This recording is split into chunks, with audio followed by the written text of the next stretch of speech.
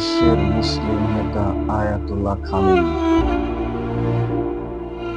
অন্যায় অপশক্তির কাছে মাথা নত করেন।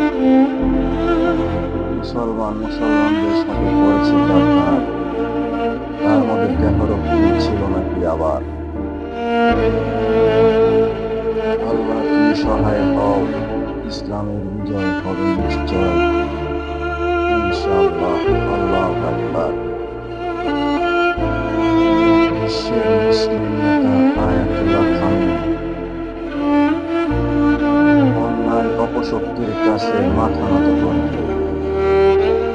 মুসলমানদের সাথে করেছে গাদ্দার, তার মধ্যে দেহরক্ষী ছিল নাকি আবার। আল্লাহ তুমি সহায় হও, ইসলামের বিজয় হবে নিশ্চয়, ইনশাআল্লাহ। আল্লাহু আকবার।